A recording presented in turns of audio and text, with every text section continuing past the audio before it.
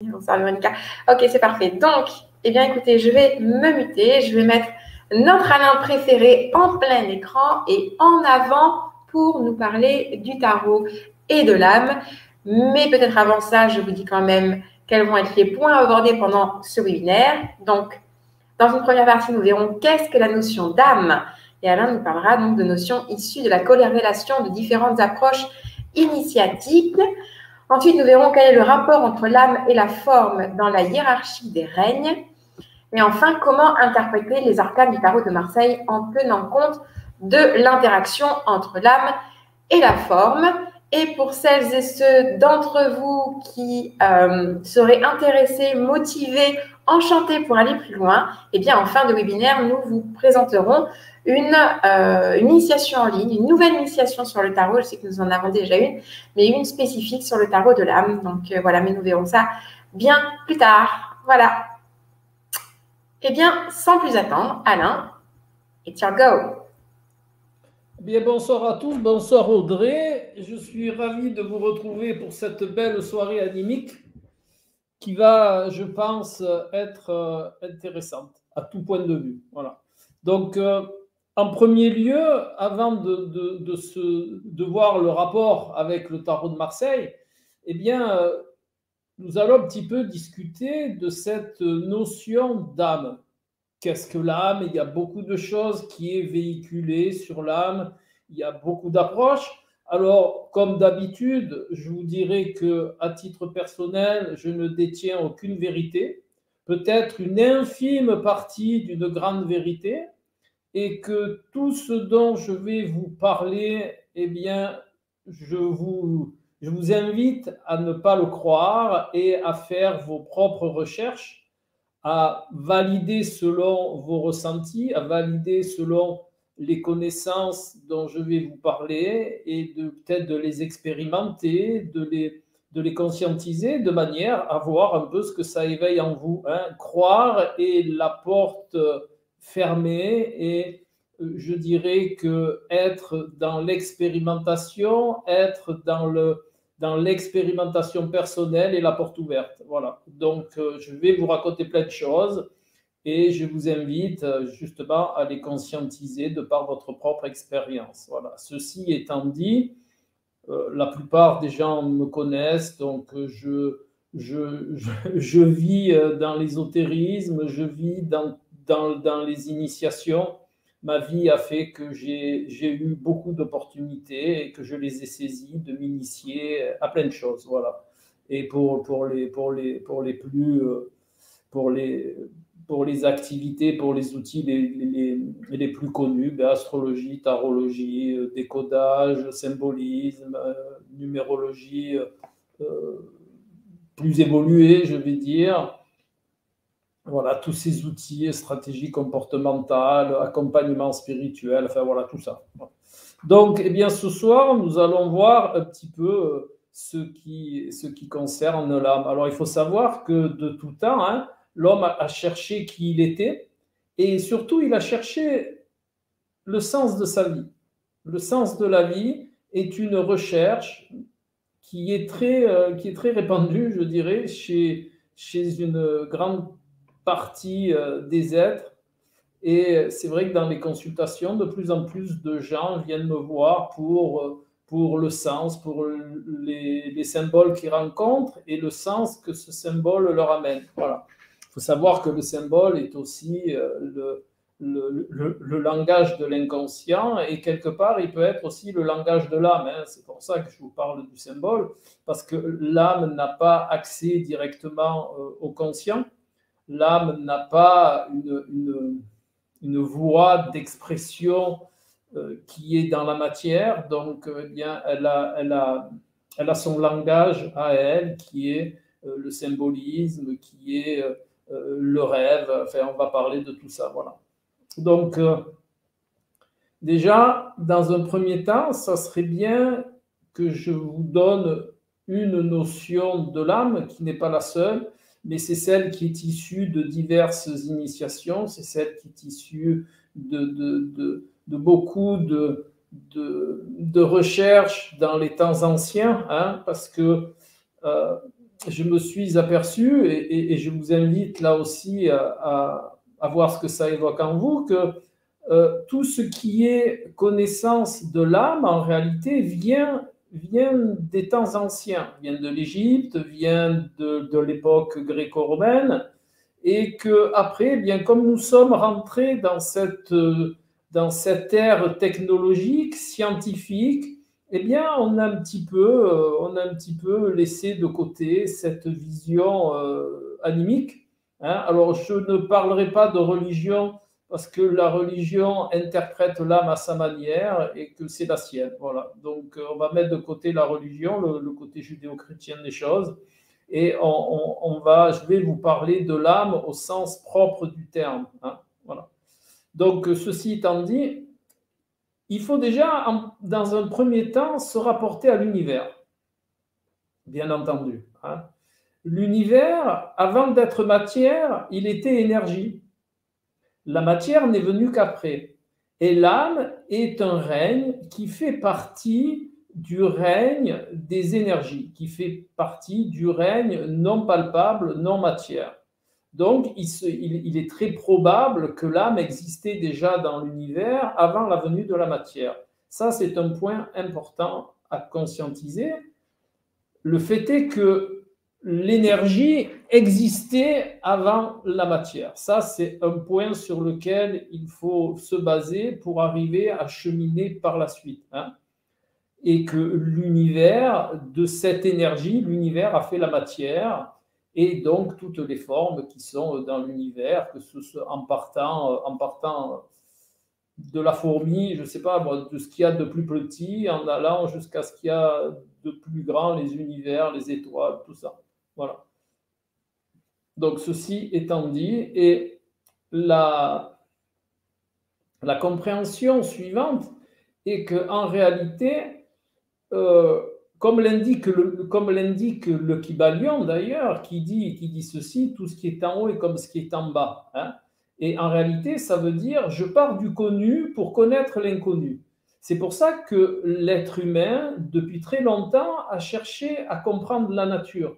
Parce qu'en partant de la compréhension de la nature, il est arrivé à comprendre ce qu'il ne pouvait pas aborder, ce qu'il ne pouvait pas voir. Hein. Et de cette connaissance de son microcosme, il a pu extrapoler la connaissance du macrocosme, et c'est ce que l'on fait toujours actuellement. Hein.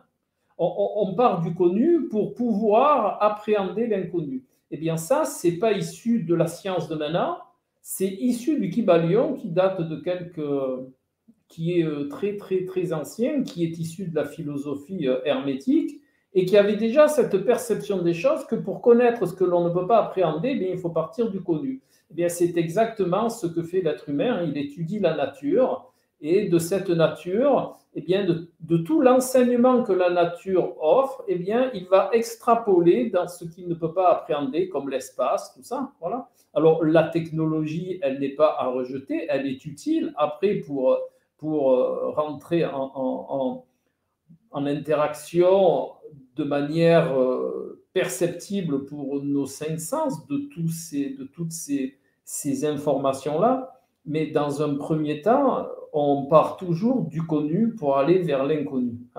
Donc, ça, c'est un petit peu pour situer la chose. Hein. Je pourrais vous en parler pendant des heures et des heures, mais c'est juste pour un petit peu poser cette notion de l'âme qui est en réalité existante, qui est existante avant la matière. Hein, elle a fait partie de toutes ces énergies qui ont permis de créer la matière. Voilà.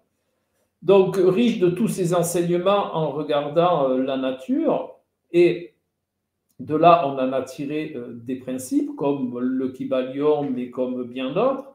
Et à ces époques-là, ils étaient très intéressés par tous ces phénomènes animiques et de la connaissance de soi et du sens de la vie. Hein. Maintenant, dans nos sociétés modernes, le sens de la vie, on l'a un petit peu mis de côté. On est plutôt dans le sens de la matière plutôt que dans le sens de la vie au sens évolutif du terme. Voilà. Ça, c'est la première chose. Donc, si vous avez des questions sur ce principe, eh bien, posez-les en commentaire et Audrey se fera un plaisir de les relayer au moment opportun. Voilà. Ça, c'est la première chose. Maintenant, on pourrait dire que tout dans l'univers fonctionne par deux. Eh oui.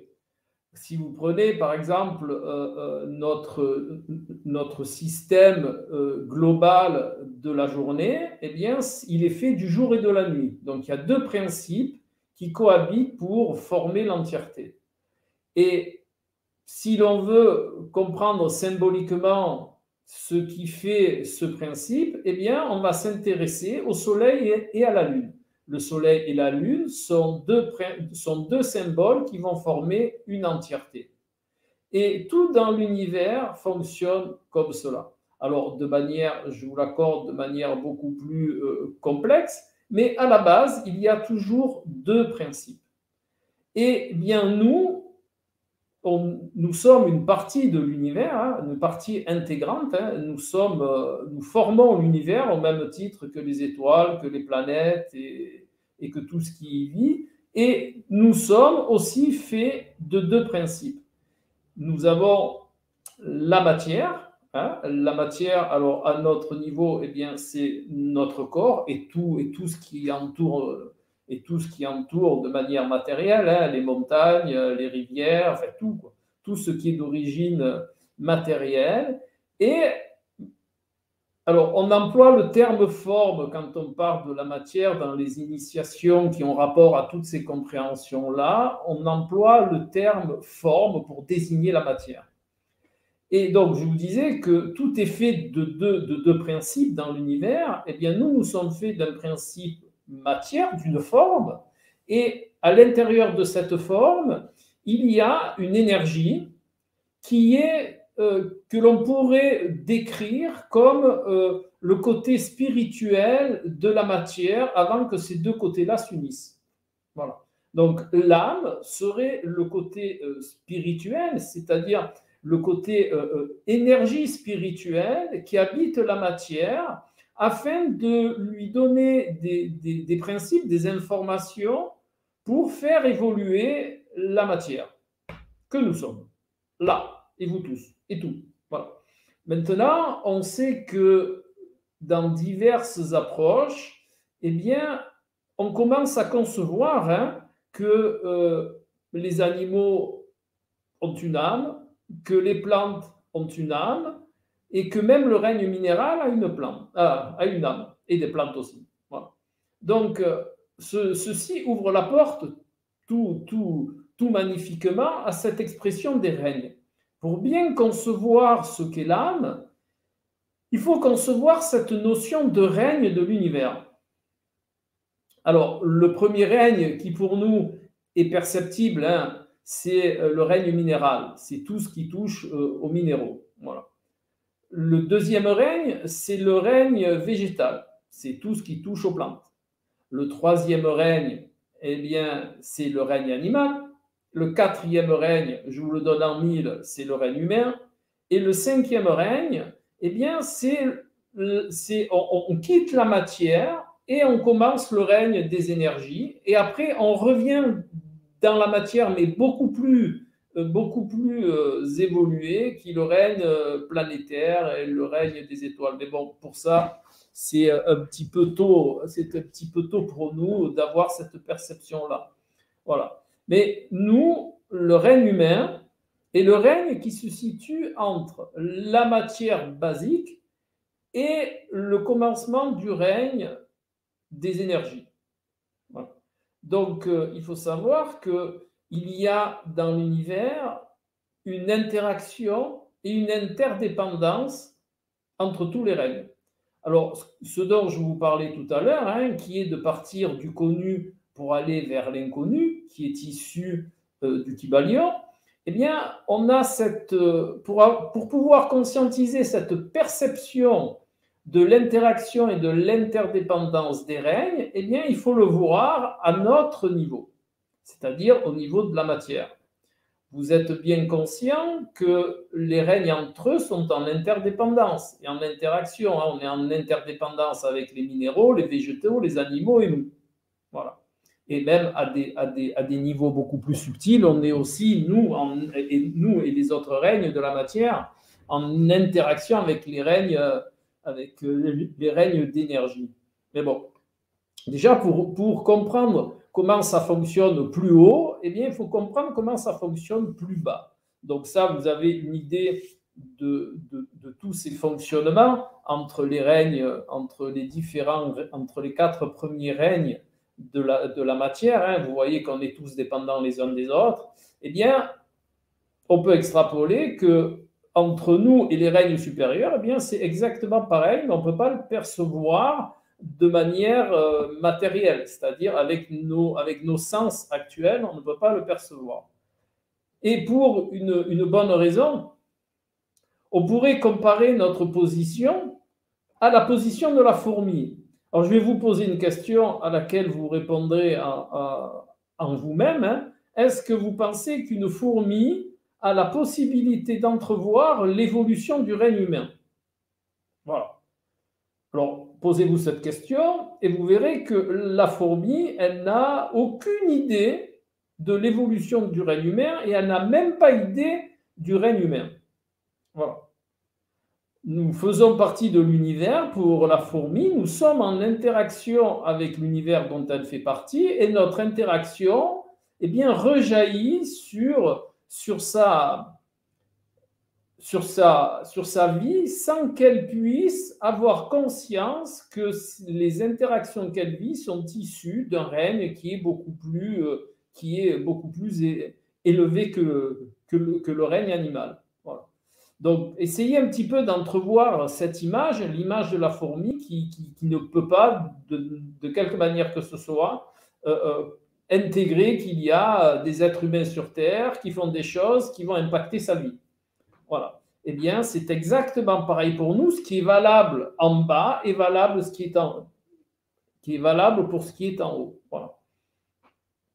À la différence près, c'est que notre évolution, l'évolution de la matière, et avec l'interaction de l'énergie animique, eh bien, nous, on peut avoir la conscience qu'il y a une interaction avec une énergie qui est à l'intérieur de nous, qui est en interaction avec la forme que nous sommes.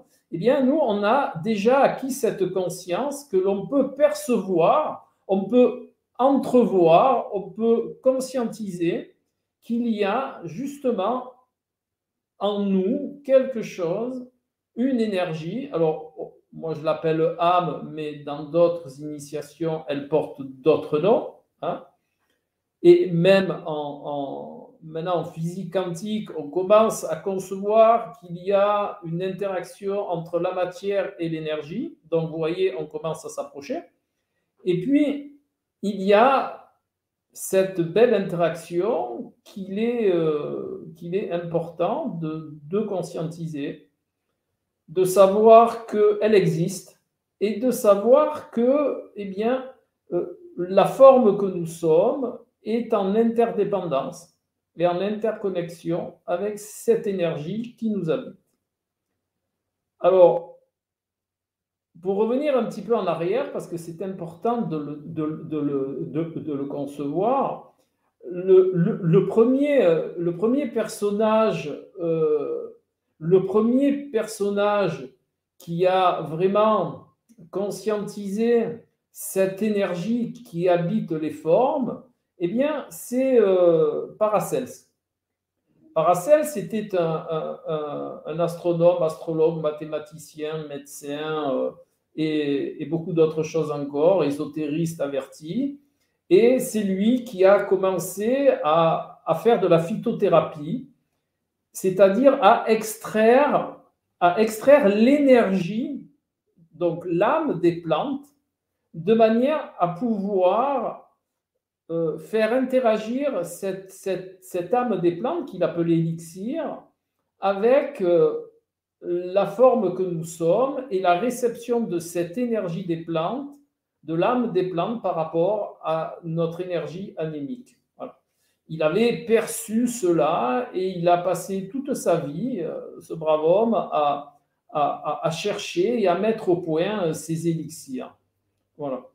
Donc, vous voyez, c'est ancien, hein, c'est très ancien. Et de là, il pratiquait une phyto, mais qui était un petit peu différente de la phyto actuelle, qui s'appelle la spagérie alchimique. Bien entendu, hein, l'alchimie est un principe qui est très relié à l'âme. Hein. Donc, il pratiquait une spagérie alchimique. En réalité, la spagérie alchimique est une manière d'extraire l'âme des plantes. Voilà, en tenant compte, bien entendu, de l'astronomie, de l'astrologie et de certaines perceptions de dissolution qui étaient basées sur le principe alchimique, c'est-à-dire que Paracels, et même maintenant, hein, il existe une maison de spagérie alchimique à l'heure actuelle, une vraie, hein, et qui pratique toujours la spagérie alchimique de cette manière-là et qui en extrait des compléments alimentaires et qui pratique à la manière de Paracels, hein, c'est-à-dire qu'ils se servent des planètes, ils se servent d'un logiciel astrologique bien particulier et ils ont réussi, mais c'est très ancien ce dont je vous parle, ils ont réussi à mettre au point une méthode d'extraction de l'énergie des plantes par un procédé qui est alchimique. Hein, c'est pareil, dissolution, et puis je recoagule, et voilà, et j'en sors l'esprit. Et ça existe toujours, et c'est très performant, et ils appellent ça aussi des élixirs, et ça contient l'âme des plantes. Et cette âme des plantes, elle est donnée par rapport à certains principes de la forme. Si, par exemple, eh bien, vous avez des problématiques hépatiques, par exemple, eh bien, ils vont vous donner un complément qui a été fait à tel moment, à telle position de Jupiter, parce que Jupiter est symboliquement et par analogie en relation avec le foie. Enfin voilà, je ne vais pas tout vous expliquer, ce n'est pas le but ce soir, mais ça perdure dans le temps. Voilà. Maintenant, maintenant que j'ai un petit peu positionné tout cela, eh bien, on va un petit peu beaucoup avancer dans cette notion de l'âme. Voilà. Donc, l'âme est une énergie, hein, qui va qui va nous indiquer la voie à suivre, qui va nous indiquer comment évoluer, qui va indiquer à la forme que nous sommes, eh bien, les règles d'évolution de l'univers. L'âme, elle va nous indiquer en notre fort intérieur ce qui nous serait adapté en tant que forme, ce qui nous serait adapté de mettre en place, eh bien, pour aller vers cette évolution qui va nous amener vers le règne des énergies. Voilà un petit peu la finalité de l'interaction de l'âme et de la forme. En réalité, dans les initiations anciennes, il y a une phrase que j'aime bien citer qui dit « l'âme est amour ». Mais pas l'amour au sens de la forme, hein, et même pas, et pas non plus de l'amour au sens qui peut être véhiculé dans la religion. L'âme est amour, ça veut dire que l'âme est une énergie au départ qui est cette notion qui va vers la réunion, vers la complétude, vers l'entièreté. Hein. C'est cette énergie qui est là pour annihiler toute dualité. vous n'êtes pas sans savoir que le 2 représente la dualité. Donc, nous vivons une dualité à l'état pur qui est celle de l'interaction entre la forme et l'énergie. Hein. Puisque nous sommes des êtres faits de deux principes, le principe de la matière et le principe de l'énergie. Donc, ça augure une dualité. Et le but de l'âme qui est amour, eh bien, c'est d'unir cette dualité, c'est de ne faire qu'un de ces deux principes-là. Voilà.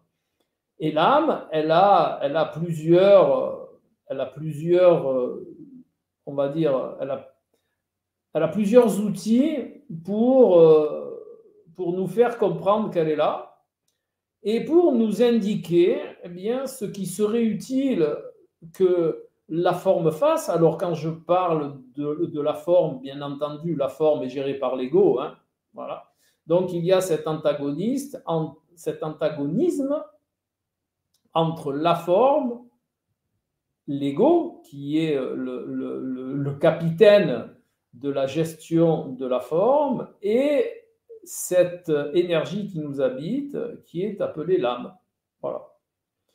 Et je disais que l'âme, elle a plusieurs outils pour nous faire comprendre déjà sa présence, pour nous indiquer ce qui serait utile que l'ego mette en place pour que l'énergie de l'ego, hein, c'est-à-dire la possibilité de se mouvoir dans la matière, et l'énergie de l'âme puissent être synergiques afin que la matière évolue. Voilà. En gros, ça se passe comme ça. Alors, ces outils, il y en a plusieurs. Je vais vous en citer quelques-uns. Alors, cette liste, bien entendu, n'est pas exhaustive. Hein. Il y a l'astrologie qui est pour moi et celle la plus performante dans sa façon d'être, hein, j'entends. Il y a le tarot de Marseille, et vous verrez pourquoi après, qui est aussi un outil symbolique de grande valeur en ce qui concerne l'apprentissage. Je dis apprentissage, et puis la conscientisation de l'énergie animique. Et il y a aussi d'autres outils, hein, qui sont le pendule, enfin, la radiesthésie, mais le pendule surtout, parce que le pendule est vraiment un apprentissage qui est intéressant pour définir les interactions animiques. Voilà, en gros, c'est les trois outils qui sont... c'est les trois outils qui sont les plus adaptés. Maintenant, ce n'est pas un outil, mais c'est une compréhension qu'il est intéressant de détenir, c'est le symbolisme. Voilà.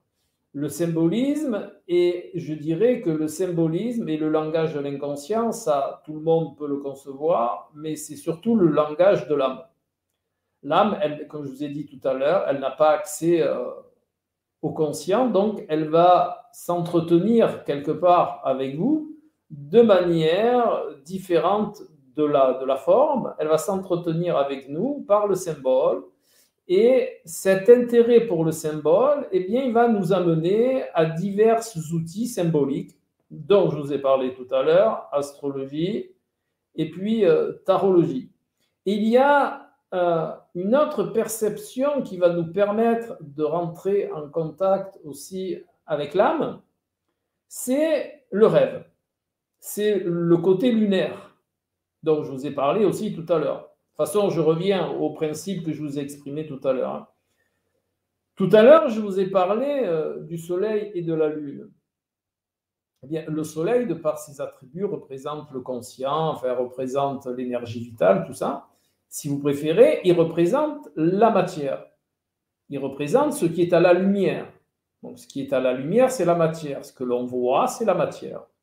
Et il y a le côté lunaire. C'est pour ça qu'en astrologie, la lune est aussi importante que le soleil. Eh bien, il y a cette énergie lunaire qui est l'énergie des choses que l'on ne voit pas, l'énergie des choses que l'on ressent, l'énergie des choses qui est intérieure. Eh bien, nous avons aussi cette possibilité, c'est de nous intéresser à notre côté lunaire qui va définir aussi une possibilité de comprendre l'âme qui habite la matière, l'âme qui habite la forme. Voilà. Et de toutes ces perceptions-là, eh bien, on va pouvoir dialoguer. C'est une représentation, hein, c'est une façon de parler. On va pouvoir entrer, si vous préférez, en interaction avec l'âme qui habite la forme. Voilà. Et c'est un petit peu pour cela que avant, on était plus en relation avec ces principes-là parce qu'on accordait de l'importance à la Lune, on accordait un petit peu plus d'importance à l'astrologie qu'à l'heure actuelle. Alors je parle pour la grande majorité des gens, bien entendu. Et on s'intéressait aussi beaucoup à ces notions de radiesthésie, à ces notions symboliques, aux symboles, donc au tarot. Et donc, on avait une connexion, je dirais, qui était de meilleure qualité que maintenant que nous sommes dans une société scientifique et technologique. Et c'est vrai que la physique quantique apporte cette ouverture de manière différente, une ouverture un petit peu plus scientifique sur la possibilité qu'il y ait une énergie qui habite la matière. Déjà, on en est là et je trouve que c'est déjà très, très, très formidable. Voilà. Donc là, on a un petit peu posé, les notions qui vont nous permettre d'appréhender le tarot de manière animique de meilleure manière, hein, je dirais. Il y a aussi d'autres notions qui sont intéressantes à conscientiser. Par exemple, il y a toute une série d'exercices, hein, il y a toute une série de découvertes, d'expérimentations à faire pour déjà, dans un premier temps, s'ouvrir à ce monde animique. Il y a la première chose à laquelle je pense là, c'est la méditation de réception. La méditation de réception, c'est cette méditation qui va nous permettre, de par un positionnement de réception, de percevoir un petit peu plus facilement cette énergie anémique et ce qu'elle, vers quoi elle tend au travers de la forme. Ensuite, il y a, comme je vous l'ai dit, alors pourquoi, alors je vais finir ça, pourquoi méthode de réception? Eh bien parce que si on reprend le symbolisme du soleil et de la lune, que nous retrouvons dans le tarot de Marseille, hein, il y a un arcane le soleil et un arcane la lune, c'est pas pour rien, eh bien nous retrouvons dans ce principe solilunaire, eh bien cette possibilité de perception de l'âme au travers du monde inconscient, qui est la Lune, mais aussi la Lune est le principe de réception. Et si vous réfléchissez un peu, c'est tout à fait cohérent, parce que quand on est émetteur, eh bien forcément, on ne peut pas recevoir. Et si on ne peut pas recevoir, eh bien, on ne peut pas être à l'écoute, ça aussi c'est une image, on ne peut pas être à l'écoute eh bien, de cette énergie qui nous habite. Je vois qu'Audrey est apparue, donc je vais me muter. D'habitude, tu dis que tu vois que le génie est apparu. J'aime bien le génie. Bon, je me satisferai d'Audrey. Il y a une question de Sylviane qui dit: où se trouve l'âme? Est-elle palpable, visible parfois ou jamais, mortelle? Point d'interrogation. T'es muté là. I am very désolé, mais j'avais le son qui n'était pas trop fort, donc je n'ai pas entendu ce que tu as dit. Bah. Je recommence. Bah, s'il te plaît. Alors, mute. Où se trouve l'âme? Est-elle palpable, visible, parfois ou jamais, mortelle? Point d'interrogation. Alors, pour répondre dans l'ordre, c'est bien de toujours répondre dans l'ordre. Alors, où se trouve l'âme? Eh bien, il y a deux principes, il y a deux possibilités. L'âme, comme c'est une énergie, elle se meut dans le monde de l'éther. Et notre interaction avec l'âme qui est en rapport avec le véhicule qui est notre forme, eh bien, c'est un petit peu comme un poste de radio. On est, chacun de nous est vibratoirement sur la fréquence qui est associée à l'énergie qui est avec lequel on est en rapport. Si vous préférez, on est un petit peu comme un poste de radio. Il y a une fréquence bien spécifique qui nous appartient et qui est en rapport avec une âme qui a décidé de prendre la forme que nous sommes, enfin les formes que nous sommes, comme véhicule pour rentrer en interaction avec la matière. Ça, c'est une chose. L'âme est-elle palpable? Eh bien, dans le monde des énergies, nous n'avons pas de sens qui nous permet de rendre l'âme palpable. On peut être en connexion par la glande pinéale, je vous ai dit par le rêve, par la méditation de réception, on peut être en connexion avec cette énergie qui nous habite, mais de manière palpable. Moi, j'entends à mon sens palpable, ça veut dire palper, eh bien, je ne pense pas. Voilà. Alors, est-ce que l'âme est visible? Eh bien, là, c'est pareil. L'âme, elle n'est pas visible au sens du regard, au sens des yeux, parce que, eh bien, on n'est pas sur le même plan, on n'est pas sur la même strate. Et je vous ai dit, on n'a pas les sens pour pouvoir percevoir cette énergie. Maintenant, on peut la conscientiser, on peut la ressentir, on peut moi j'aime bien ça, on peut la sentir vibrer, l'âme, par d'autres procédés dont je vous ai parlé tout à l'heure, la glande pinéale, la méthode de réception, le rêve, voilà, on peut être en contact avec l'âme. Et l'âme est-elle mortelle? Eh bien, comme je vous ai dit, je ne détiens aucune vérité, mais d'après toutes les initiations, l'âme est justement éternelle. Voilà. Donc l'âme n'est pas mortelle. Par contre, je suis désolé de vous le dire, mais la forme est mortelle. Ça, oui. Est mortelle. Qu'est-ce que vous voulez? C'est comme ça. Voilà. La matière, la forme est mortelle, mais l'âme est éternelle. Voilà. Donc j'espère que j'ai répondu à votre question. Et je vais continuer dans cette belle aventure, de l'interaction de l'âme. Alors, je vous ai parlé de tout ça. Je vous ai un petit peu posé cette notion de l'âme. Il y aurait encore beaucoup à dire, mais j'ai essayé de faire par rapport au temps qui nous est imparti, de vous donner le maximum d'indications et de connaissances pour que vous puissiez bien conscientiser l'âme. Voilà. Et puis, maintenant, on va un petit peu avancer dans ce monde animique. Je vous ai dit tout à l'heure que la forme, la matière, la forme, donc, le génie réapparaît. Alors, je vais me buter.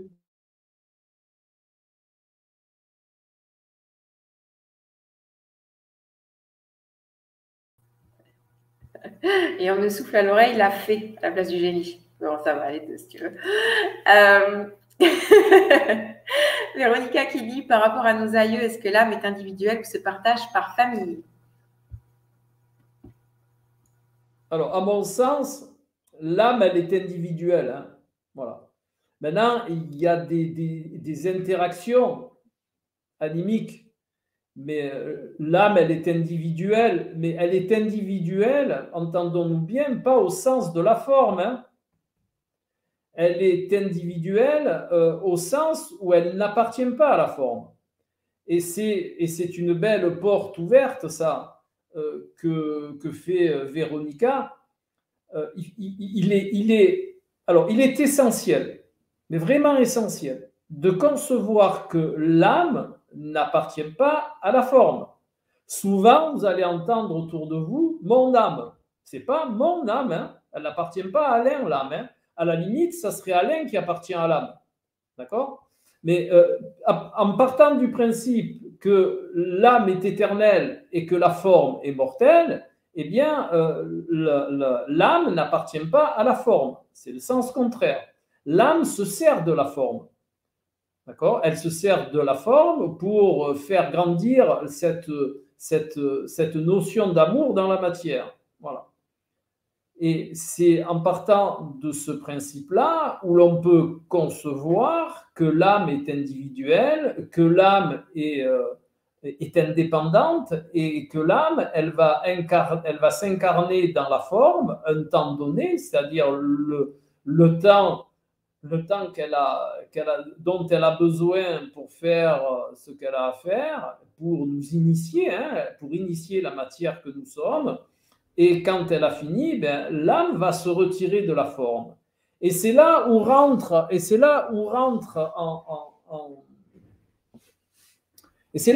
en compte l'ego, c'est-à-dire la résistance de l'ego. Je vais vous expliquer quelque chose. Et vous avez tous vu ça en plus. L'âme, elle a un projet. Quand elle s'incarne dans une forme, elle a un projet et elle va expérimenter diverses choses pour que la matière évolue. Voilà. Et quand l'âme, elle a fini ce qu'elle avait à faire dans la forme, elle va s'en retirer. Et va rester la forme avec l'ego. La forme qui est gérée par l'ego. Eh bien, ça, je vous le dis, maintenant, comme je vous ai dit, je ne détiens aucune vérité, mais c'est quelque chose que j'ai pu voir.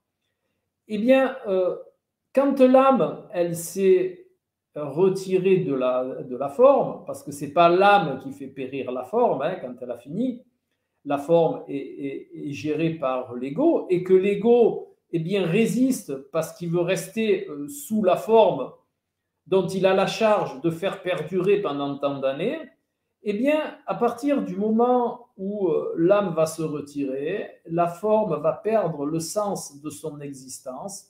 Et de là, la forme, eh bien, si elle résiste, si elle perdure à ne pas se retourner, on va dire, dans la matière dense, eh bien, il va y avoir ce que l'on appelle une vie végétative de la forme.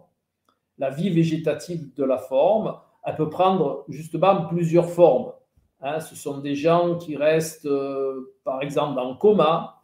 Ce sont des gens qui restent dans des EHPAD, allongés dans des lits, entre la vie et la mort pendant X années. Eh bien, ça, il est dit, c'est pas moi qui l'ai dit, mais je l'ai vu, qui pourrait être, je parle au conditionnel parce que nous n'avons aucune preuve de ça, mais qui pourrait être justement cette résistance de l'ego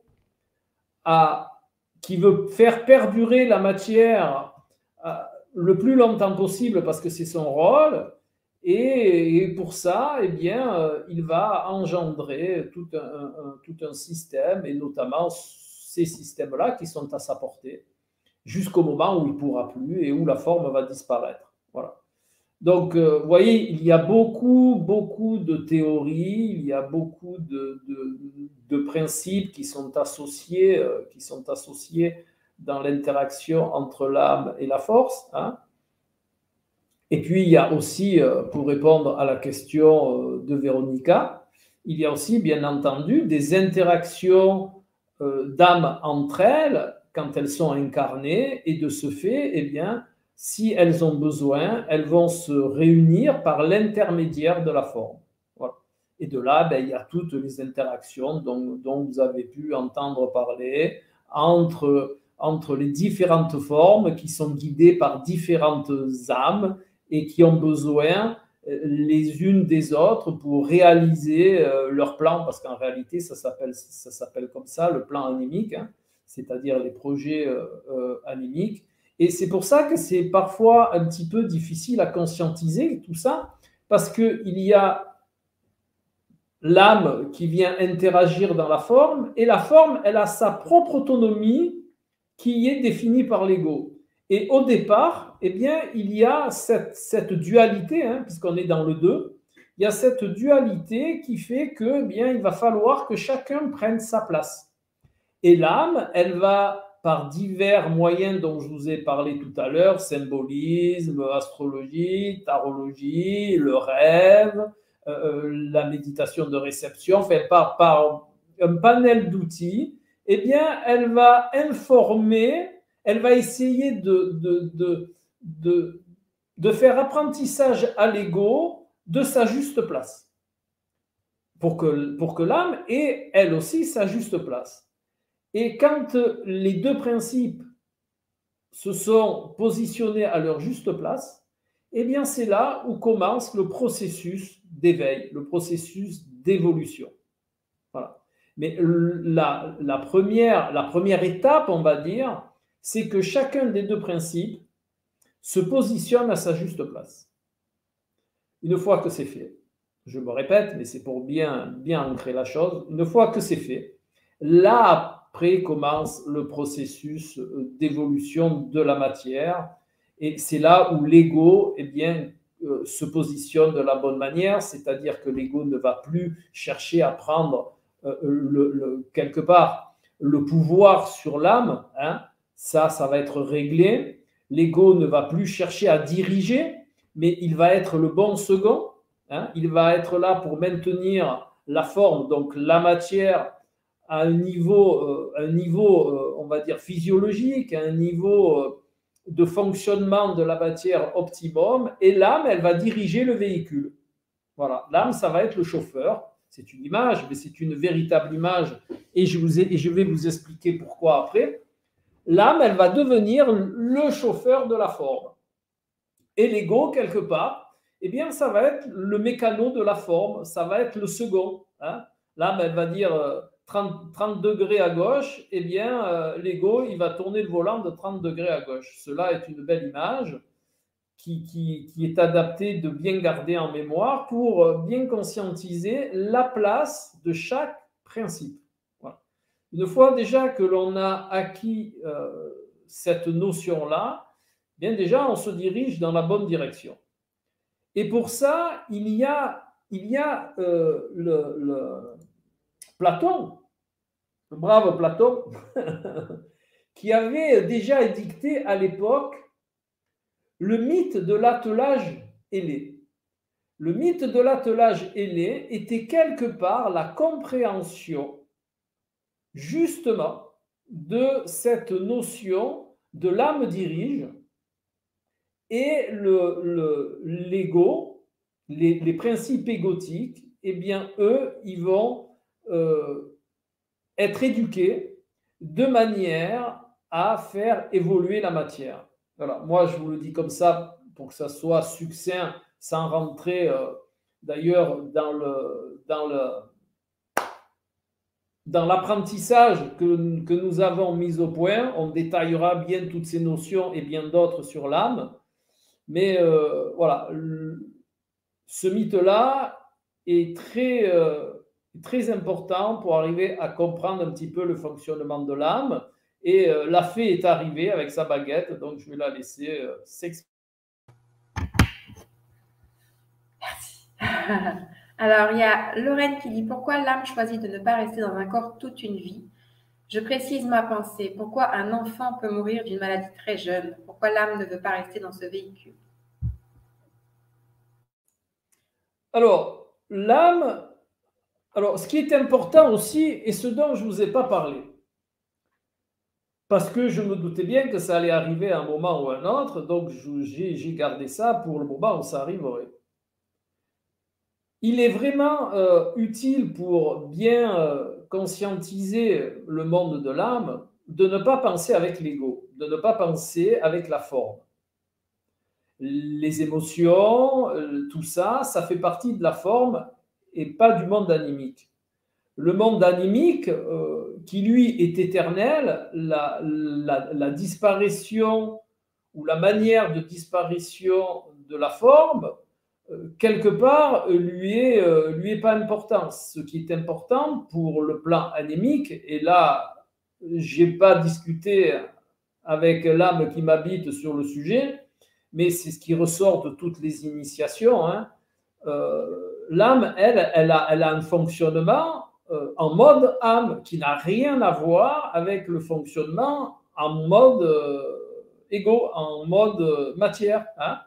Nous, en tant que forme, on accorde une grande importance à la durée de la vie, on accorde une grande importance à la qualité de la vie, parce que c'est le rôle de l'ego de maintenir la vie le plus longtemps possible, hein, de maintenir la forme que nous sommes hein, en bon état le plus longtemps possible pour que l'âme puisse déjà l'intégrer et puisse nous faire l'apprentissage qu'elle a à faire. Voilà.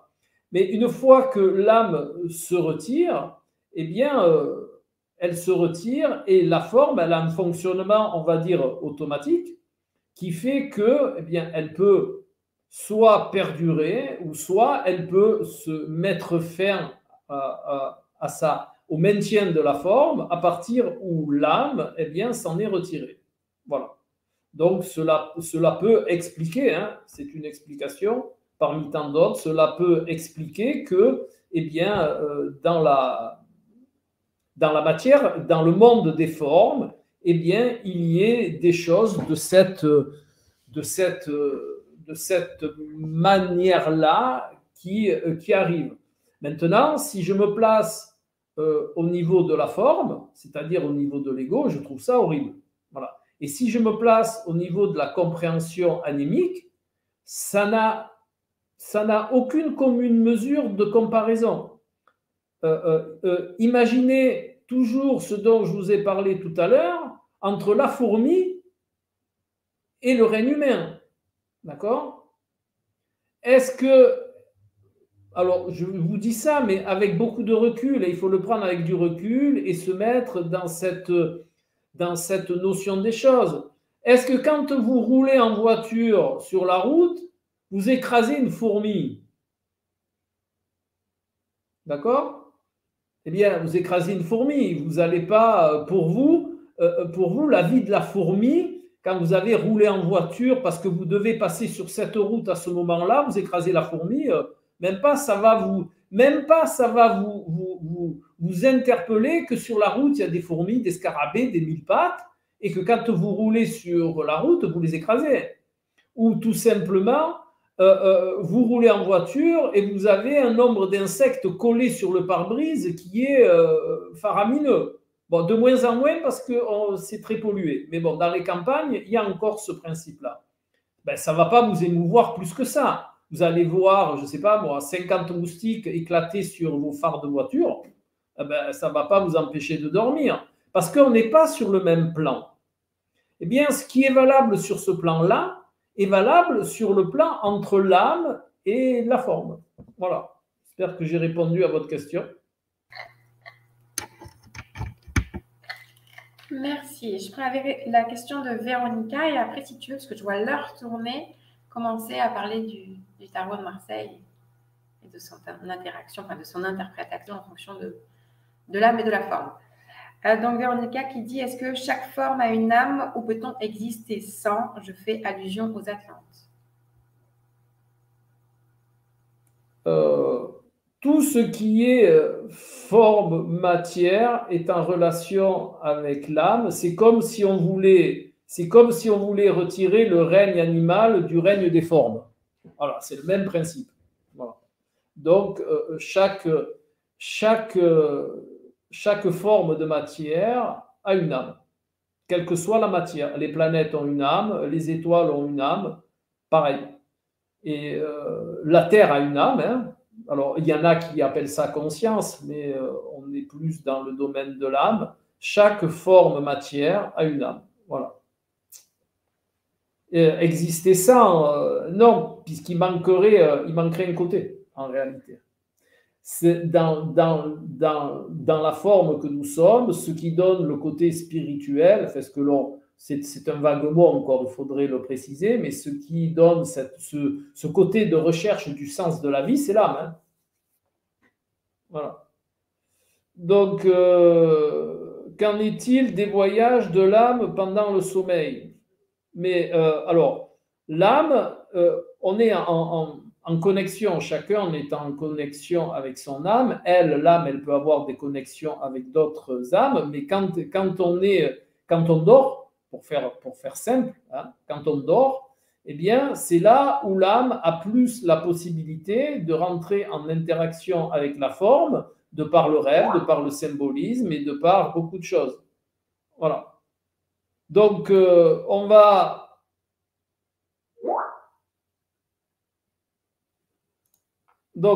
passer maintenant un petit peu à l'interaction entre le tarot et l'âme. Voilà. Donc, Audrey, si tu veux bien avoir la gentillesse de mettre la petite image que je t'ai donnée pour que je puisse expliquer un petit peu l'interaction entre l'âme et la forme.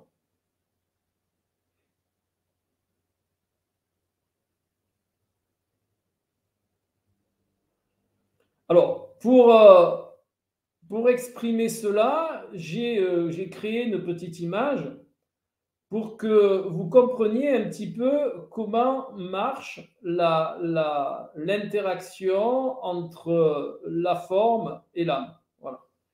Donc, vous verrez sur cette image que l'on n'a pas à l'écran qu'il y a en haut, l'arcane d'en haut, c'est voilà, l'arcane d'en haut, c'est l'arcane du chariot. L'arcane du chariot est en analogie avec le mythe du char ailé de Platon. En réalité, l'arcane du chariot, si vous remarquez bien, il y a un être hein, qui est sur le chariot et il y a 2 chevaux. Alors, c'est très intéressant de regarder cet arcane. Audrey, est-ce que tu peux mettre la diapo un peu plus grande? Sinon, on va mettre les lunettes, c'est pas grave. Voilà. Donc, il y a les 3 principes. Hein. Il y a l'âme qui est sur le chariot, hein, qui est le monsieur avec la couronne. Et il y a en dessous les 2 chevaux qui sont représentatifs de la matière. Hein. Vous voyez qu'ils sont plus bas que le cocher, on va dire. Voilà. Donc le cocher représente cette énergie animique. Pourquoi? Parce que si vous regardez bien, eh bien, il n'y a pas de rêne entre les chevaux et le cocher. Il n'y a pas les rênes habituellement dont on se sert pour diriger les chevaux. Et c'est bien normal puisque l'énergie, c'est-à-dire l'âme, n'est pas dans le monde de la matière, donc il n'y a pas besoin de rêne. Hein? C'est pour cela que dans cet arcane-là, il n'y a pas de rêne entre le cocher, on va dire, le monsieur qui assure le chariot, et les chevaux, puisqu'on est dans une dimension où l'âme est énergie et elle va diriger les chevaux de par l'intérieur, elle va diriger les chevaux de par l'interaction symbolique. Les 2 chevaux qui sont en dessous représentent, et vous voyez qu'ils ont, ils ont chacun un sens, hein, et il n'y a qu'un cheval qui regarde l'autre, eh bien, les 2 chevaux représentent les principes en interaction au niveau de la matière. Ces principes en interaction, on va dire que quand vous regardez la diapo, hein, quand vous la regardez, le cheval de droite représente les vertus, c'est-à-dire ce que l'âme va mettre en place pour éduquer le cheval de gauche, quand vous regardez la diapo, qui lui représente la matière. D'accord? Donc nous avons les 3 principes. Nous avons l'âme en haut dans le chariot avec la couronne. Nous avons le cheval de droite qui va représenter l'apprentissage afin de corriger la matière qui est représentée par le cheval de gauche. Et pour ce faire, il y a entre autres, hein, je ne vais pas vous faire tout le jeu de tarot, mais il y a entre autres les quatre vertus cardinales qui sont employées par l'âme pour éduquer la matière. Donc ces 4 vertus cardinales sont ni plus ni moins que la prudence, la force, la justice et tempérance. Je vais vous expliquer comment ça fonctionne. Alors la prudence, c'est représenté dans le tarot de Marseille par l'arcane de l'ermite. Hein. L'arcane de l'ermite et la prudence. Alors, c'est pas la prudence vraiment au sens de la prudence. Ce qu'on appelait la prudence à l'époque, c'était la raison. Et d'ailleurs, la raison est mère de prudence. Hein. Quand vous commencez à raisonner, eh bien, vous ne vous mettez pas en danger. Hein. Donc, la prudence qui est désignée par l'arcane de l'ermite est cette notion de raisonnement. C'est cette notion de discernement. Donc, l'âme, par l'intermédiaire de l'arcane de l'ermite, qui fait partie des 4 vertus cardinales. Cardinal, ça veut dire croix, hein, c'est une notion de croix, comme les quatre directions cardinales. Eh bien, c'est les 4 directions qui vont nous permettre d'appréhender le monde anémique et son apprentissage. Donc, nous avons là l'ermite qui va nous enseigner le discernement, qui va nous enseigner la raison, qui va nous enseigner de ces 2 principes-là, qui va nous amener vers les notions de sagesse qui sont chères à l'âme. Ensuite, nous avons la force. La force est cet arcane qui va nous proposer de maîtriser la bête, justement. La bête, celle qu'elle a dans les mains. Mais la bête, ça veut dire nos bas instincts. Ça veut dire l'ego. Hein. L'ego est considéré comme de la matière brute et il va falloir l'éduquer. Donc, nous avons déjà là le principe de discernement avec l'ermite, se servir de sa raison et ne pas se servir de ses instincts. Nous avons aussi de ces 2 principes va naître la sagesse intérieure. Nous avons la possibilité avec l'arcane de la force qui nous indique la possibilité que l'on a de pouvoir maîtriser justement l'ego, hein, de maîtriser nos instincts. Nous avons ensuite l'arcane de la justice. L'arcane de la justice, eh bien, va nous indiquer. Alors, ce n'est pas la justice au sens, bien entendu, de la forme, hein, ce n'est pas la justice au sens humain du terme, sociétal du moins. C'est la justice au sens de tout à une juste place, égaux compris. Donc, l'arcane de la justice est cet enseignement qui va permettre de redonner la place à chaque chose, sa place, la juste place, mais par la vision anémique, hein, bien entendu. Et nous avons l'arcane tempérance, quatrième vertu cardinale, cet arcane de tempérance qui va représenter la modération. La modération, pourquoi? Parce qu'il y a le mélange des 2 cruches. Et si vous regardez bien aussi ces 2 cruches, c'est le même principe que pour l'arcane du chariot. Si vous remarquez bien ces deux principes, ces deux cruches, eh bien, on voit bien que c'est pas de l'eau, hein, puisque si c'était de l'eau, eh bien, elle serait par terre. Voilà.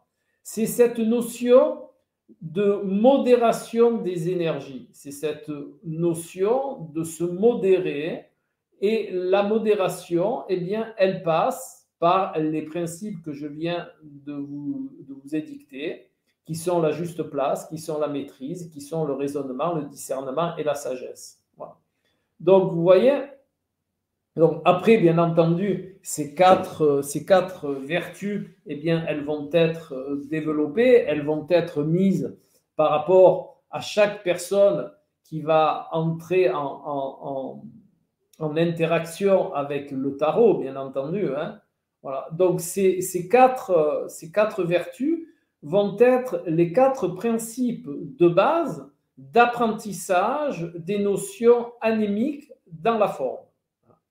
Il est bien important de comprendre que l'âme, elle va nous donner des indications justement par le symbolisme des arcanes du tarot. Donc, pour être vraiment dans la complétude, vous voyez que déjà dans le tarot, issu, je pense, de la connaissance du mythe ailé, du mythe du char ailé de Platon, il y avait déjà cette interaction animique qui a été reprise par les créateurs du tarot.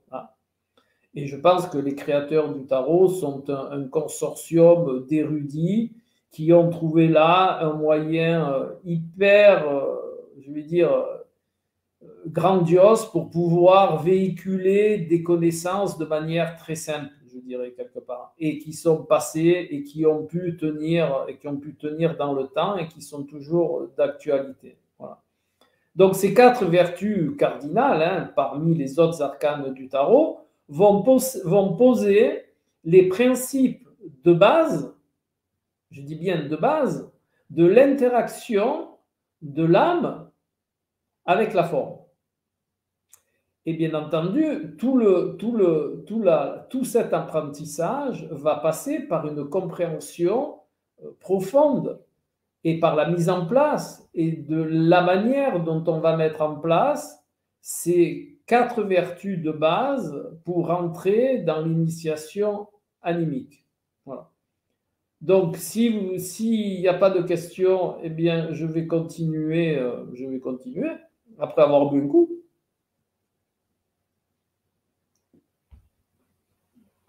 Voilà. Bon, la fée n'apparaît pas, donc tout va bien. En fait, je crois que tu ne m'entendais pas. Alors. Oui, j'avais remarqué ce manque de reine pour diriger, mais je n'avais pas fait la relation avec l'âme, nous dit Nicole. Et Catherine qui nous demande qu'en est-il des voyages de l'âme pendant le sommeil? Ça, j'ai répondu déjà. Je devais être en train d'envoyer un message. Ah, attends, c'est bizarre le. Attends, on n'est pas en plein écran. Je suis encore en partage d'écran. Ok, d'accord. Oui.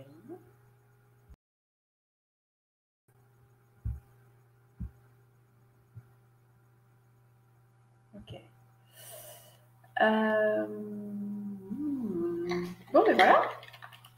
Alors, est-ce que tu avais quelque chose à rajouter par rapport à ce rapport entre l'interprétation du tarot et la corrélation entre l'âme et la forme? Je peux enlever ton... Je disais, je peux en rajouter toute la nuit, mais... D'accord, ok. Bonsoir, Katia. D'accord. Alors, est-ce que... Tu peux enlever ton micro? Est-ce que c'est clair pour tous? Est-ce que vous avez des questions relatives à ce que nous avons vu ensemble ce soir? En tout cas, j'aimerais ajouter que pour celles et ceux qui souhaiteraient en savoir plus et qui désireraient suivre une initiation spécifique pour maîtriser le tarot de l'âme, bien avec Alain, nous lançons une nouvelle initiation en ligne sous forme de web atelier parce que voilà, c'est assez convivial. Dans les web ateliers, c'est comme ce soir. Je sais que nombre d'entre vous en ont déjà suivi plusieurs avec nous, que ce soit pour le Béline, pour la triade, pour la radiesthésie, etc. Et que c'est un format qui vous convient bien. Donc, et qui nous convient bien aussi. Voilà, c'est beaucoup plus gai que de tourner des formations chacun de notre côté, quoique l'expérience était sympa pour toute une partie du tarot de Marseille. Mais là, on vous propose donc de partir en voyage pendant 5 web ateliers pour vraiment rentrer plus en profondeur dans ce tarot de l'âme, dans cette interaction entre l'âme et la forme et comment est-ce que le tarot peut nous enseigner, mettre en relief tout ça et bien sûr comment interpréter les tirages. Donc, ce que je vais faire, c'est que je vais vous mettre dans le chat le lien pour nous rejoindre dans cette initiation.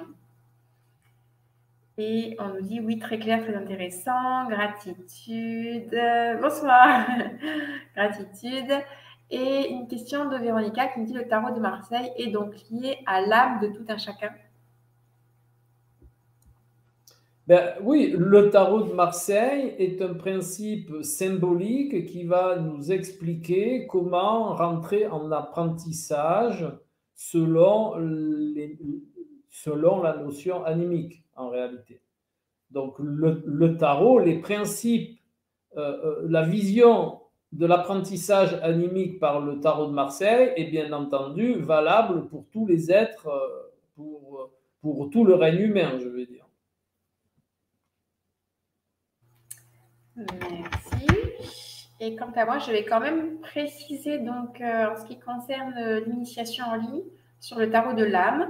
Ça va se passer sur 5 web ateliers. Le premier web atelier aura lieu le mercredi 20 octobre. Le deuxième, le 27 octobre. Après, on fait une pause d'une semaine et après, on reprend chaque mercredi pour les 3 derniers web ateliers. Ça sera à 20h15 heure de Paris, donc 14h15 heure du Québec. Donc, vous savez que quand vous suivez des initiations avec nous, eh bien, vous avez un espace de formation sur lequel vous avez accès, bien entendu, également au replay et que vous pouvez conserver ces replays à vie. Voilà. Donc, vous avez la possibilité et à la fois de le vivre en live et à la fois de conserver ce que nous avons vécu ensemble grâce à l'espace de formation, au replay et à l'accès à vie. Et en ce qui concerne le programme de cette initiation, donc pour le premier web atelier, nous rentrerons plus en profondeur dans l'exploration du monde de l'âme.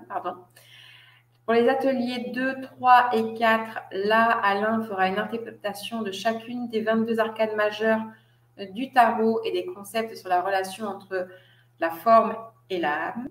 Et enfin, pour le dernier atelier, il y aura une session de questions-réponses plus 2 études de cas de tirage sur la relation entre la forme et l'âme. Et vous avez bien entendu le programme sur le lien que je vous ai mis dans le chat. Et si vous nous regardez en replay sur YouTube, vous aurez également le lien pour nous rejoindre dans la description de la vidéo.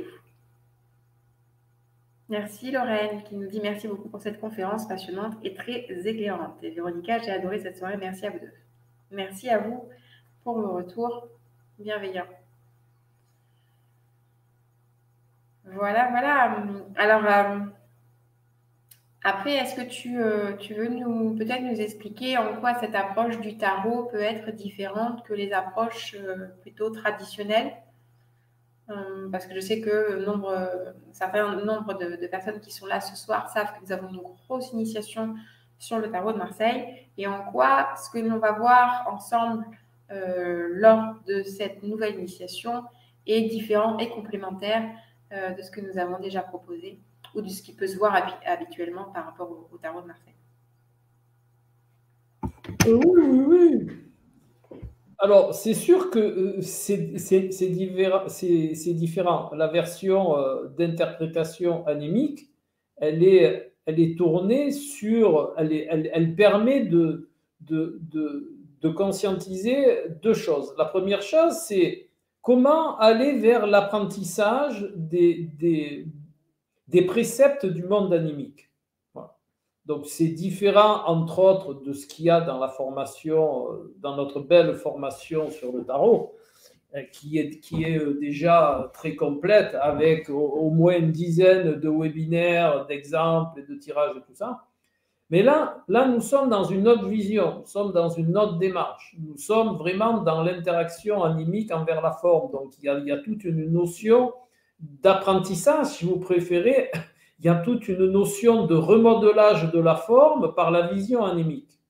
Et bien entendu, chaque arcane du tarot, de par sa définition sur ce plan-là, va nous indiquer ce qu'il est utile de mettre en place, comment le mettre en place et qu'est-ce qu'il est utile de développer par rapport à la vision anémique de l'évolution de la matière, de la forme. Voilà.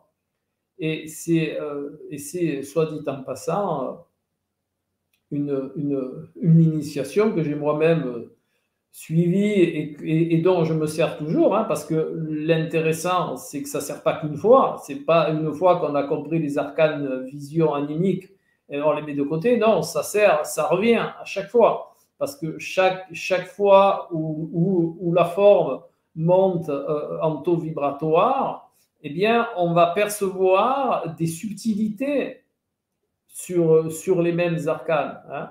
On ne va plus voir l'arcane de la même manière puisque notre niveau de compréhension, notre niveau vibratoire va s'imprégner des principes animiques et on va pouvoir comme ça avancer de niveau vibratoire en niveau vibratoire jusqu'à quelque part être vraiment en adéquation. Alors, je vous le dis avec beaucoup de modestie, on va aller vers, notre taux vibratoire, il va monter vers le taux vibratoire animique. Enfin, moi, là, je parle pour moi, c'est pas dans cette incarnation-là où je serai en adéquation avec un taux vibratoire animique, puisque je suis encore dans la forme. Mais chaque fois, on va monter en taux vibratoire et on va se rapprocher de l'âme. Hein, et c'est ça qui est important. Et au fur et à mesure des incarnations, eh bien, on va se rapprocher de plus en plus de l'âme jusqu'à passer eh bien, dans le règne énergétique. Eh bien, le tarot de Marseille, il va pouvoir nous indiquer des perceptions, il va pouvoir nous indiquer des apprentissages, et de par des tirages adaptés, eh bien, il va pouvoir nous indiquer ce qu'il est utile par rapport à la notion anémique de développer. C'est ça qui est intéressant, hein, c'est qu'on ne développe pas tous azimuts comme ça, n'importe comment.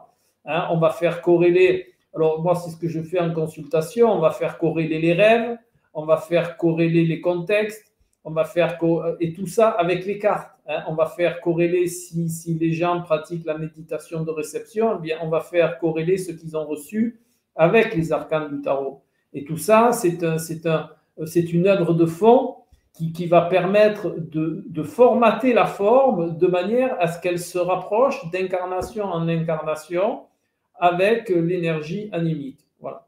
Donc, il y a toute une œuvre de base à faire et après, il y a des comportements, il y a des expérimentations à faire plus spécifiquement qui sont proposées par tous ces langages que l'âme emploie pour nous donner des indications dans quel sens aller. Et là, on retrouve le sens de notre vie. Mais ça peut être une profession, ça peut être un sport, ça peut être toute chose. Hein.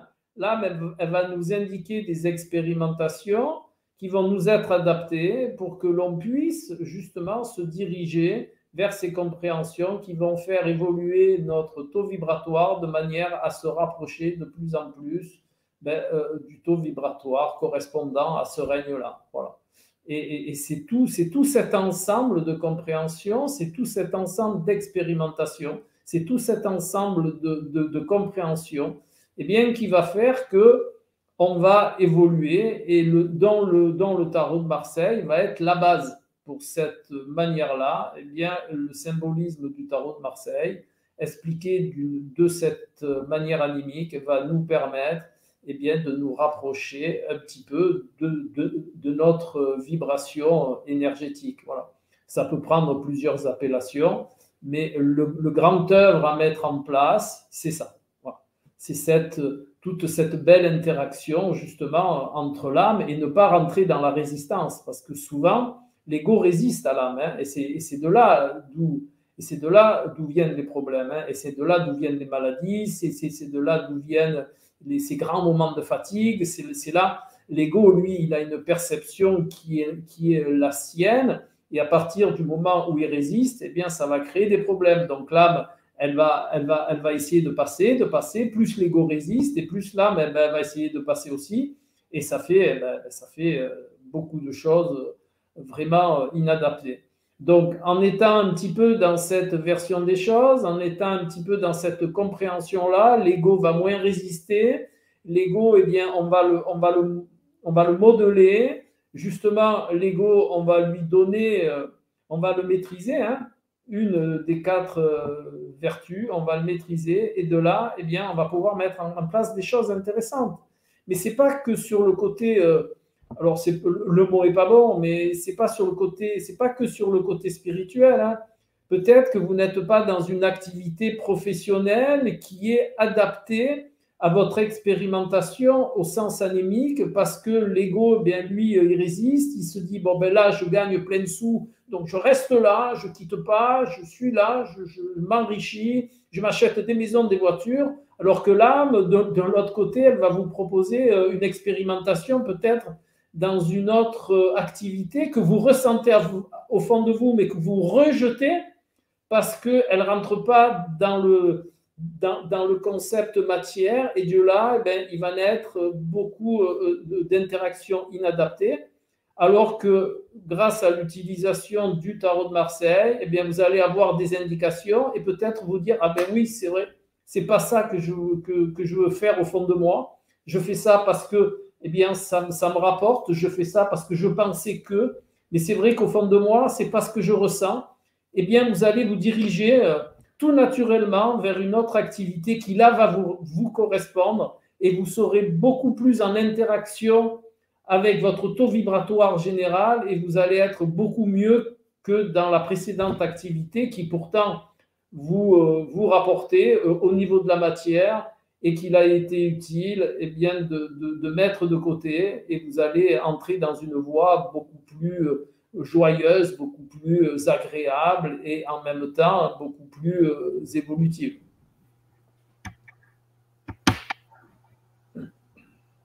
Donc vraiment, l'idée de cette initiation, c'est de vous permettre de vous aligner avec les aspirations réelles de votre âme. Donc ce pourquoi vous êtes venu sur Terre, et tout ça au travers de l'apprentissage du tarot de Marseille, au travers de l'apprentissage du symbolisme, et bien sûr de l'accompagnement et de la vision claire d'Alain par rapport à ces choses-là. Donc, écoute, moi, ça me paraît un programme enchanteur, parce que c'est vrai que, comme tu le dis, quand l'ego résiste, c'est là où les problèmes arrivent, et que les anciens nous ont légué des outils comme le tarot de Marseille pour faciliter notre cheminement sur Terre, notre apprentissage, et tout en nous passant le mot toujours d'écouter les aspirations de notre âme. C'est pour ça que nous sommes ici. C'est par là qu'elle vient, notre véritable réalisation. Elle ne vient pas par ce que nous raconte notre mental, ce que nous raconte la télé, ce que nous racontent les normes sociales.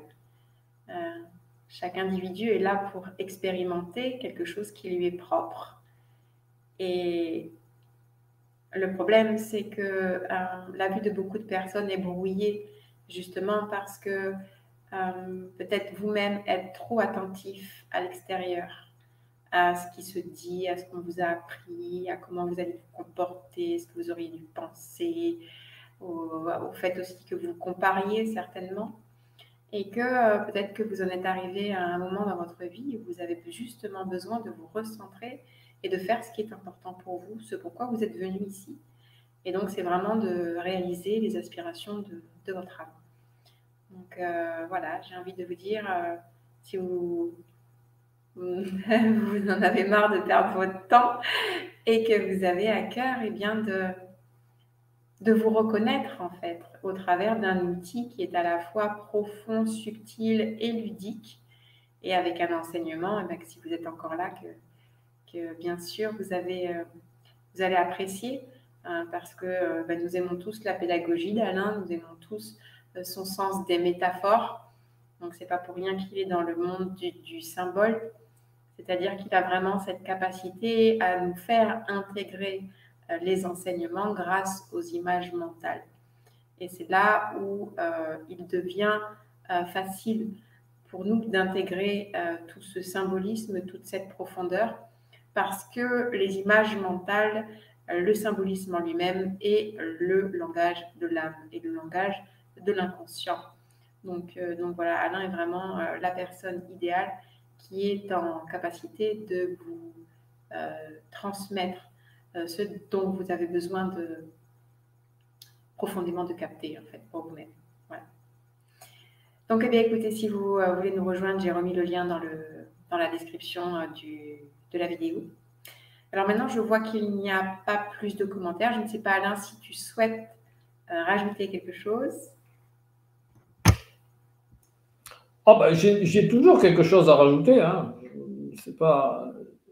C'est toujours un monde tellement vaste et tellement, et je dirais peu connu en réalité, hein, par rapport aux autres paramètres, qu'il y a toujours. Ce que je voulais vous dire, c'est que la vie sans la prise en compte de la vision anémique est une vie dénuée de sens. Ce qui donne le sens à notre incarnation, c'est justement l'interaction de l'énergie anémique. Si on ne vit que par l'ego, ce que propose l'arcane du diable, eh bien, on n'avance pas, on est attaché, on est muselé, on est dépendant, hein, d'accord, voilà, hein, voilà, quand on est que dans l'ego, eh bien, on est là, voilà, vous voyez les deux petits diablotins, ils sont attachés au niveau de la gorge, ils ont les mains dans le dos, ils sont attachés à une stèle, et puis voilà, et on ne bouge pas, voilà. Après, bon, là, c'est la vision un petit peu basique, mais c'est juste pour imager le fait qu'une vie sans la notion anémique est une vie vide de sens. Une vie vide de sens, eh bien, on n'est qu'au niveau de la matière. Et vous allez voir qu'à un moment ou à un autre, eh bien, vous allez basculer dans le mal-être, vous allez basculer dans l'anxiété, vous allez basculer dans le désespoir, vous allez basculer dans des baisses d'énergie, dans des trucs voilà, vraiment pas agréables. Et le mot est petit. Voilà. Donc, le tarot, de par cette perception, de par cette interprétation un petit peu spécifique, bien sûr, on va retrouver des notions du tarot initiatique. Mais là, c'est vraiment une vision spécifique et qui va vous permettre de redonner du sens à votre vie et certainement, suite aux diverses interactions, eh bien, moi, je le vois en consultation. Hein, en consultation, il y a des gens qui changent d'activité, dès qu'on récupère le sens de notre vie, on récupère une autre direction de vie. On récupère d'autres interactions, bien entendu, qui sont plus en adéquation avec notre niveau vibratoire, avec notre sens de la vie, et on s'entoure de gens qui vont nous permettre de réaliser le sens de notre vie. Parce qu'on va, les âmes, elles sont aussi, comme nous, les formes, elles sont en interaction, et elles vont quelque part, elles vont se donner la main pour que chacune réalise ce qu'elle a à faire, que chacune réalise l'apprentissage de sa partie de matière qu'elle a à réaliser, et justement, de cet apprentissage va commencer à naître la perception de l'amour universel. Voilà, parce que le but, c'est quand même d'arriver dans l'amour universel. Alors, comme je vous ai dit, en ce qui me concerne, ce n'est pas cette incarnation-là. Ah, j'ai encore du taf, hein, mais bon. Mais c'est la finalité de la chose. Et pour arriver à cette finalité, eh bien, on va être de mieux en mieux parce qu'on va percevoir vraiment les choses de la meilleure des manières. Et de ce fait, eh bien, dans votre incarnation au niveau de la forme, vous allez vous sentir aussi beaucoup mieux. Et plus on annule de résistance, et mieux on se sent, croyez-moi. Voilà. Donc, il y a tout ce potentiel-là qui dort en vous, il y a tout ce potentiel-là qui est disponible en vous, et juste par l'acquisition de ces quelques symboles sur des morceaux de carton, voyez un petit peu la possibilité de cette merveille qu'on fabriquait, hein, qu'on réalisait, ce consortium d'érudits et qui a retracé des connaissances millénaires et qui nous les livre là comme ça en quelques cartes. Juste avec un petit apprentissage, et l'on va pouvoir cheminer dans notre incarnation de manière beaucoup plus aisée. Voilà. Donc, voilà, moi, je me régale tous les jours. Quand j'en ai besoin, je m'en sers. Quand il y a un truc, je regarde. Et je me dis, ah oui, tiens, là, j'y étais plus. Là, j'y étais plus. Eh bien, j'y reviens, je mets en œuvre. Et tout de suite, les choses, elles se recadrent. Bien sûr, on n'est pas dans le monde des bisounours non plus, il ne faut pas rêver. Les bisounours, c'est voilà, Mais là, c'est vraiment le monde, la réalité de l'univers, ce qu'on vit. C'est ça qui est très intéressant, c'est cette belle réalité, c'est cette belle relation, c'est cette juste relation, c'est cette vraie relation entre la forme et l'énergie qui nous habite.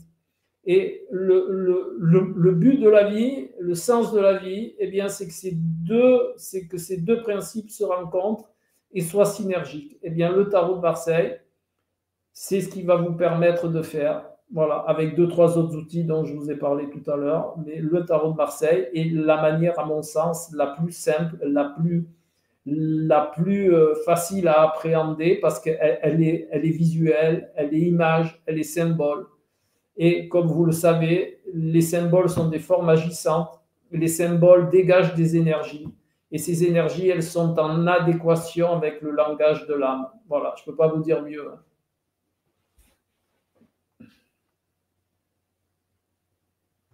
Super, ben, écoute, merci pour cette belle conclusion. Donc, il n'y a pas de nouveaux messages, donc on va vous souhaiter une excellente soirée. Merci de votre présence. Et puis, merci de vos partages. Et on se dit à tout bientôt. On vous envoie le replay demain. Et puis, à ceux qui nous ont rejoints, eh bien, bienvenue dans l'aventure et rendez-vous mercredi prochain à 20h15 pour le premier web atelier. Merci beaucoup, Alain, pour cette superbe soirée. Namasté.